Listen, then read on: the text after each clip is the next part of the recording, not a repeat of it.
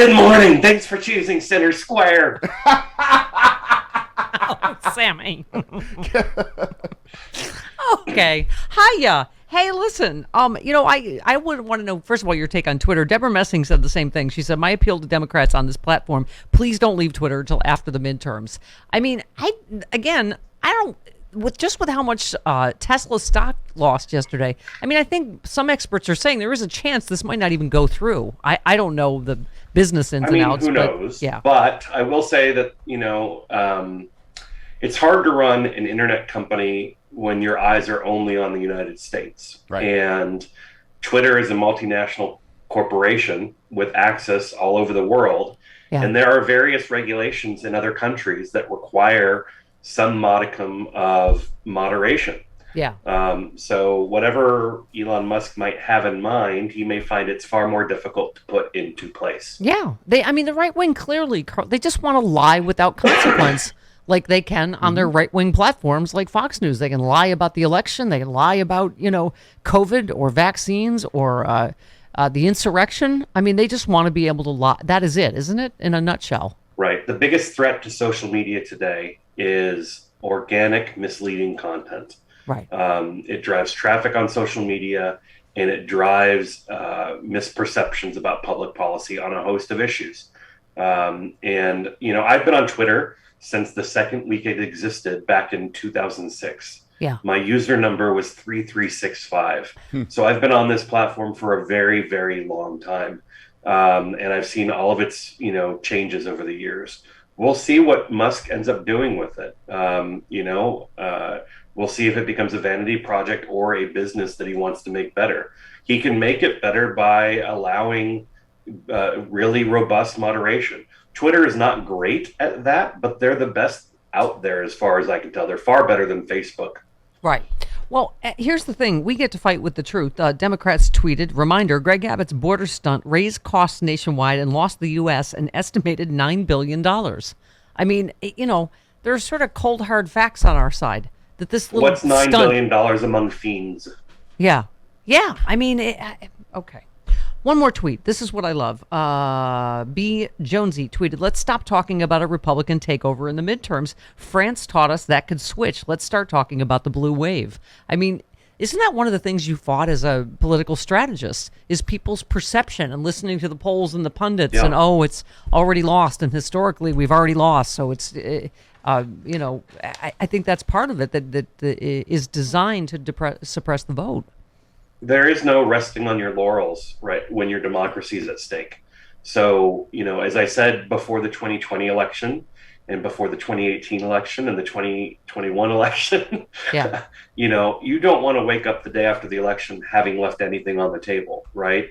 Could you have knocked more doors? Could you have made more phone calls? Could you have donated another $25 to the right candidates? Well, these are the questions everybody has to ask themselves as they engage. And as you being on the school board now, I mean, are a perfect person to talk about this canceling student debt, which looks like, Biden is poised to do in a pretty significant way. And yeah, I mean, I am all for that. I don't understand being a bag of D's to people. You know what I mean? Like, even if you just finish paying off yours, like rooting against other people getting any help. Like, I don't get that. I personally, I look at I always say I was lucky. My dad's father was a janitor. Like he always said, like he wasn't a Rockefeller. He, worked hard. I remember how stressed out he was about having enough money to put me through college, but he did. And I'm like very lucky in that I didn't have any student debt because I was lucky enough to have a family that could pay for it. But like, I don't begrudge people that, I don't get it. Do you? As a political issue, people going, I'm going to be a bag of D's about anybody else getting any help. It's going to help our economy hugely, right? Yeah, most people do not hold taking student loans against the people who take student loans.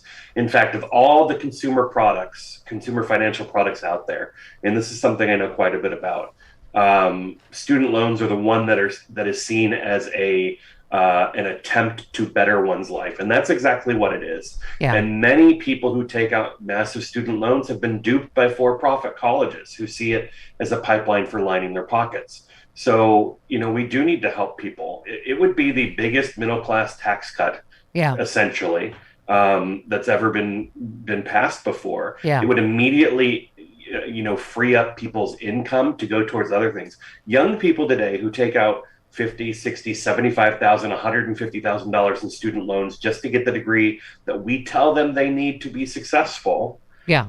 have no idea or hope that they will ever be able to afford a home or the quality of life that their parents provided for them or that their grandparents even had. Well, And that's because they're saddled with more debt yes. than they can even comprehend before they even know how to pay it off. Yeah. I mean, I know people that age, and it's just between that and the cost of housing, let's just say in LA. Yeah. I mean, it really, and almost about 40 million Americans hold a total of 1.7 trillion in student loan debt. How is this not a huge boost for our economy, right? They owe that to the government, to our government, by the way. Right. It's not like some private company would be, put in jeopardy over this.